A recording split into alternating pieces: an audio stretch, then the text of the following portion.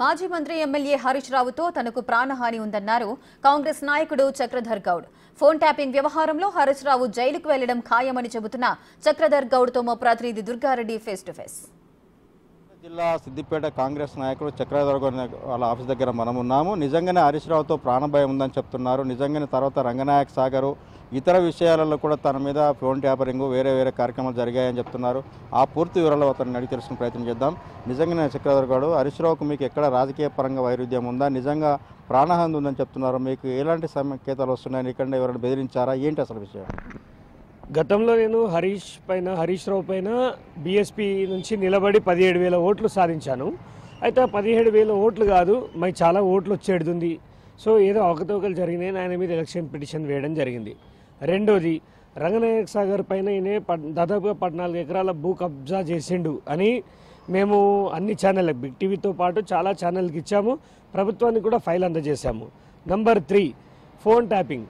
నిన్న నన్ను బంజారాహిల్స్ పోలీసులు పిలిచారు. సిట్ పిలిచి 5 గంటలు విచారణ చేసి నా ఫోన్ ట్యాపింగ్ అయిందని చెప్పారు. నాతో పాటు నా భార్య ఫోన్ కూడా ట్యాప్ అయింది. ఇంకో విషయం ఏం తెలిసిందంటే, మా ఇంట్లో ఉన్న ఒక పని ఆయన ఉంటాడు మా ఫౌండేషన్కి, నాగరాజు అని. ఇవాళ ఆయనకు కూడా ఫోన్ వచ్చింది, నీ ఫోన్ ట్యాప్ అయింది, నువ్వు కూడా రావాలి, సమాచారం ఇవ్వాలి అని. అంటే ఎవరు నాగరాజు? ఎవరు? ఒక చిన్న ఆఫీస్ బాయ్ లెక్క పనిచేసే వ్యక్తి. చక్రధర్ ఎవరు? ఆయన సతీమణి ఎవరు? మేమేదో ఫౌండేషన్లో రైతుల కోసం పాటుపడే వ్యక్తులం. మా ఫోన్లో ట్యాప్ చేయాల్సిన అవసరమైంది.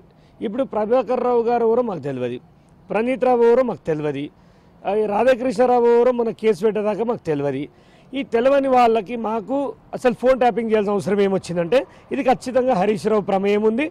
101% హరీష్ రావు మా ఫోన్లో ట్యాప్ చేసిండని నా దగ్గర సాక్ష్యాలు కూడా ఉన్నాయి. నాకు 6 నెలల కిందటనే ఇన్ఫర్మేషన్ వచ్చింది, నేను ఫోన్ ట్యాప్ చేస్తున్నా. అప్పటి నుంచి జాగ్రత్తగా ఉన్నా. దీనిలో ప్రధాన నిందుడు హరీష్ రావు. నిన్న ఈ లేఖను కూడా నేను ఇవ్వడం జరిగింది.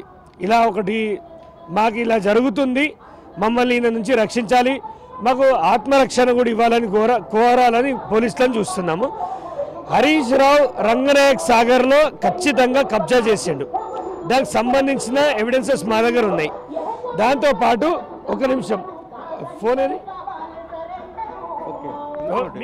ఇంకొకటి చక్రధర్ గౌడ్, నిజంగానే ఫోన్ ట్యాపరింగ్ వ్యవహారంలో హరీష్ రావు పాత్ర ఉంటే వాళ్ళు పిలిచి 5 గంటలు విచారణ చేశారు కాబట్టి అందులో ఏమేమి వాస్తవాలు తెలుసుకున్నారు?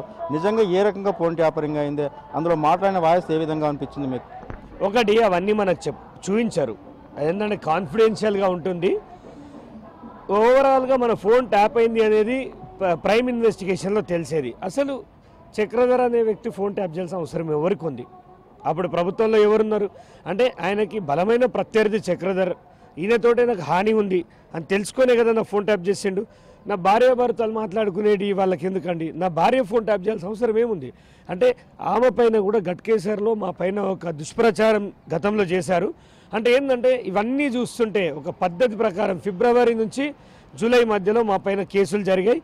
మీరు ఒక్కసారి దీన్ని జూమ్ చేసి చూపిస్తే, ఇది ఇవాళ దొరికిందండి ఫుటేజ్, మీరు చూడండి. పోలీసులు మా ఆఫీస్ పైన పోయిన సంవత్సరం 28 తారీఖు ఏప్రిల్ 2023లో ఏ రకంగా మా ఆఫీస్ పైన విరుచుకుపడ్డారో చూడండి. ఇవాళ ఈ ఫుటేజ్ దొరికింది మాకు. ఇది కోర్టుకు కూడా సమర్పిస్తాం. ఇలా దాడి చేయమని వాళ్ళకి ఎవరిచ్చారు? హక్కు ఎవరిచ్చారు చెప్పండి. సో దీని అన్నిటి వెనుక హరీష్ రావు హస్తం ఉంది.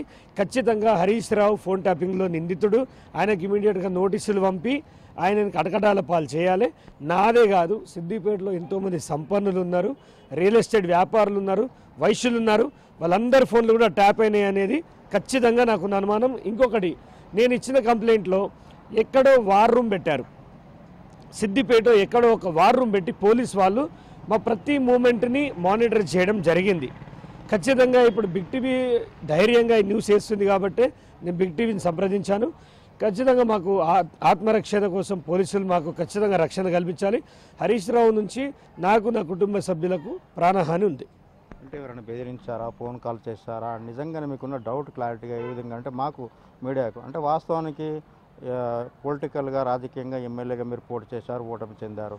నిజంగానే ఖచ్చితంగా ఆయనకు ప్రాణభయం ఉందని ఖచ్చితంగా మీరు చెప్పడంలో మీరు నిజంగా పోలీస్ ప్రొటెక్షన్ కోరుతున్నారు. వాస్తవానికి చూసినట్లయితే నిజంగానే ఆయన అనుచరులే కావచ్చు, లేకుంటే ఆయన నుంచి ఏమన్నా మీకు ఏమన్నా ప్రాణభయం ఉన్నట్టుగా ఫోన్ కానీ లేకుంటే ఎవరైనా వచ్చి చుట్టూ తిరుగుతున్నారా? లేకుంటే అసలు విషయం ఏంటి? ఇప్పుడు ఎలక్షన్ పిటిషన్ ఇన్నేళ్ల రాజకీయ చరిత్రలో దాదాపు సుదీర్ఘంగా 20 ఏళ్ల రాజకీయ చరిత్రలో ఆయన అడ్డగోలు అక్రమాలు చేసిండు. అడిగినోడు లేడు. అడిగి ఎదురుగా నిలబడి బీఎస్పీ నుంచి 17,000 ఓటు బ్యాంకు తెంచుకొని ఎలక్షన్ పిటిషన్ వేసిన ఏకైక వ్యక్తి చక్రధర్ గౌడ్ నంబర్ 1. రంగనాయక సాగర్లో ఎక్కడో 14 ఎకరాల భూమి దొంగతనం చేసిండని బయటపెట్టింది చక్రధర్ గౌడ్. ఫోన్ ట్యాపింగ్కి గురైంది చక్రధర్ గౌడ్ నంబరే. అలాంటప్పుడు ప్రాణహాని ఉండేది కూడా చక్రధర్ గౌడ్కే. ఈ మూడిట్లలో కామన్ పాయింట్ చక్రధర్ గౌడే. హరీష్ రావుకి ఎదురుపోయిన వాళ్ళు ఎవ్వరికైనా హాని అనేది ఈ ఊర్లో అందరికీ తెలుసు. నాకు తెలిసి ఇక్కడ సస్పీషియస్గా నా వెంట ఆ వెహికల్స్ తిరుగుతున్నాయి చాలా రోజుల నుంచి. ఆ వెహికల్స్ని మనము ట్రేస్ అవుట్ చేద్దామనే లోపే మాయమవుతున్నాయి. కానీ ఒక విషయం ఏంటంటే ఈ అనుమానం కూడా నేను వ్యక్తం చేయకపోతే రేపు నా ప్రాణాలు పోయిన తర్వాత ఎవరు? అందుకే రేపు ప్రాణం పోతుందని భయం లేదు, కానీ సమాజానికి వీడే నిందితుడు అని చెప్పడానికే ఈ వీడియో చేస్తున్నా. రేపు నాకు ఏం జరిగినా హరీష్ రావు చక్రధర్ని పట్టించుకోవడానుకుంటే ఫోన్ ట్యాపింగ్ ఎందుకు చేసిండో బహిర్గతంగా చెప్పాలి. మొన్న రేవంత్ రెడ్డి గారు వచ్చి సిద్దిపేటలో కొన్ని వేల మంది 20,000 మంది చూస్తుండగా నువ్వు రంగనాయక సాగర్లో స్కామ్ చేసినావు, నీకు ఎక్కడిది ఫామ్ హౌస్ అని అడిగితే ఈ తుపాకి రాముడు విచ్చలవిడి మాటలు మాట్లాడుతాడు, అడ్డగోలుగా మాట్లాడుతాడు, రాజీనామా చేస్తా అంటుండు. నీకు దమ్ముంటే రంగనాయక సాగర్ మీద నువ్వు ఎందుకు స్పందిస్తావో చెప్పాలి. నీకేం లేదా? నీకేం లేకపోతే చలో మరి ఎక్కడంటే అక్కడ బహిరంగ చర్చకు సిద్ధం, ఎలక్షన్ ముందే మాట్లాడదాం. నీకు చేతగాక నువ్వు దొంగతనం చేసిన దొంగవి, నువ్వు దొరికినవు. ఇవాళ నీ గుట్టు బయటపడింది. ఎన్నో రోజులు లేదు, ఇవాళ నీ బీఆర్ఎస్ని నాలకేసి కొట్టిరు ప్రజలు. ఏదో రోజు ఖచ్చితంగా హరీష్ రావే నిజమైన నిందితుడు. ఈ బీఆర్ఎస్లో అతి క్రూరమైన వ్యక్తి హరీష్ రావు అనేది బయటపడుతుంది. నిలకడ మీద నిజం తెలుస్తుంది. అతి తొందరలో ఈయన జైలుకు పోవడం కూడా ఖాయం. హరీష్ రావుకు మీకు ఉన్నది కానీ నిజం కేసీఆర్ చాలా ప్రాజెక్టులు కట్టాడు. రంగనాయక సాగర్, మల్లన్న సాగర్, తర్వాత కొండపోచమ్మ, కాళేశ్వరం ఇలాంటి పెద్ద పెద్ద ప్రాజెక్టులు నిర్మాణమై ఇక ఒకప్పుడు ఎడారి ఉన్న ప్రాంతం అంతా సస్యశ్యామలమైంది. ఎంతో కొంతమంది రైతులు నష్టపోయారు తప్ప భూములు ఎక్కడ కూడా బలవంతంగా భూసేకరణ చేయలేదు, గుంజుకోలేదని చెప్తున్నారు. మీకు నిజంగానే వాస్తవాలు కూడా కొన్ని చూపించడం జరిగింది. ఆనాడు కలెక్టర్ ఈరోజు ఎంపీగా పోటీ చేస్తున్నాడు. అసలు కలెక్టర్గా భూసేకరణ వాస్తవం ఎలా జరిగింది అనుకుంటున్నారు? డబ్బాస చూపించినోనికి ఇచ్చేసిర్రు, డబ్బాస లేనోడికి బెదిరింపులు గురి చేసిర్రు, లాక్కున్నారు. పోలీసులతో నిర్బంధం. మల్లన్న సాగర్ R&Rలో జరిగింది ఏందో మీకు తెలియదా? దళితుల పరిస్థితి మీకు తెలియదా? దాని అంతా చేసింది వెంకటరామిరెడ్డి కాదా? వెంకటరామిరెడ్డి పోయి కాలు మొక్కలేదా?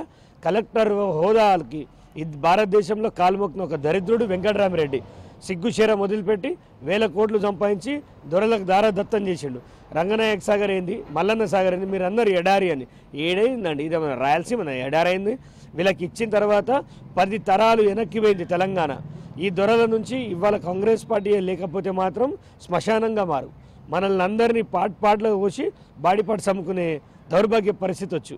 మీరన్న తెలంగాణ ఏం ఎడారి కాలేదు. ఏదో సరే కరువు ఉన్నది, అది అంతటా ఉన్నది. కానీ వీళ్ళు పనికిమాలిన ప్రాజెక్టులు. గతంలో రాజశేఖర్ రెడ్డి గారు ప్రాజెక్టు నిర్మిస్తే 10 ఏళ్ళు పట్టేది. వేరే గవర్నమెంట్ వచ్చేదాకా నడిచేది. అంటే వాళ్ళకి కమిషన్ల కంటే ముందు కమిట్మెంట్ ముఖ్యం, కానీ వీళ్ళ కమిట్మెంట్ కంటే ముందు కమిషన్లు ముఖ్యం. ఏదో ఇల్లు బిల్డింగ్ కట్టినట్టు 3 ఏళ్ళ 4 ఏళ్ళ కట్టిండు అంటేనే మీరేలా దాని క్వాలిటీ చెప్పాలి. ఈ సిగ్గుమాలినోడు ఉన్నాడు కేటీఆర్ ఏమంటాడు, పర్రెలు వచ్చినాయట. రేపు మిమ్మల్ని తోలుకపోతారు పోలీసు వాళ్ళు జోపితే మీకు వస్తాయి పర్రెలు. కొంచెమైనా సిగ్గు ఉండాలి. ప్రజాధనాన్ని సర్వనాశనం చేసిరండి. ఈ తెలంగాణని 10 తరాలు వెనకకు నెట్టింది కేసీఆర్ ప్రభుత్వం. దానిలో కీలకమైన హరీష్ రావు ఏదో నాకేం శత్రువు కాదు, నా ల్యాండ్ గుంజుకోలేదు. నేను ఆయనతోటి ప్రజా పోరాటమే చేసిన. ఆయన విధి విధానాలకు వ్యతిరేకం. నేను హరీష్ రావు వ్యక్తిగతంగా అంటలేను. ఆయన వ్యక్తిగతంగా ఎలా అయితే నాకెందుకు చెప్పండి. కానీ రంగనాయక సాగర్లో చేసిన అన్యాయం, ఆయన సూడాలో చేసిన అన్యాయం, కొన్ని 1000 కోట్ల రూపాయలు ఏడికేళ్ళు వచ్చినాయి ఇవాళ హరీష్ రావు. నేను అడుగుతున్నా, నీకు ఎక్కడికి వెళ్ళి వచ్చినాయి? అఫిడవిట్లో నీ కొడుకు పేరెందుకు పెట్టలే? నీ కొడుకు ఆస్తులు ఎందుకు చూపించలేదు? ఇప్పటివరకు రంగనాయక సాగర్ మీద కాదు, కాళేశ్వరంలో నీ కథ బయటపడుతుంది, నీ 30% కమిషన్ బయటపడుతుంది. ఫోన్ ట్యాపింగ్లో అసలు నిందితుడివే నువ్వు. మామ బమ్మరిది వెనుక దాక్కున్న అసలు దొంగవి నువ్వు. అది బయటపడబోతుంది. ఒకవేళ నేను అన్నది అబద్ధమైతే మీరు ఏ శిక్ష చేసినా నేను అర్హున్నే. Thank you. చూడొచ్చు, వాస్తవం చూసినట్లయితే రంగనాయక సాగర్, కొండపోచమ్మ, మల్లన్న సాగర్లో అవినీతి జరిగింది. దాన్ని బయటపెట్టే ఉద్దేశం మాకుంది. నిజంగా అతనికి రాజకీయంగా శత్రుత్వమే తప్ప మాకు వ్యక్తిగతంగా ఎలాంటి భేదాభిప్రాయాలు లేవని చెప్పి చక్రధర్ గారు చెప్తున్నారు. నిజంగానే గతంలో కూడా ఫోన్ ట్యాపరింగ్ జరిగింది, ప్రాణహాని ఉంది, ఖచ్చితంగా న్యాయపోరాటం చేస్తున్నామని చెప్తున్నారు. ప్రజలవైపు మా అని చెప్పి ఫౌండేషన్ చక్రధర్ కూడా చెప్పే విషయం మనం చూడడం జరిగింది. Cameraman కరుణాకర్తో Durga Reddy, big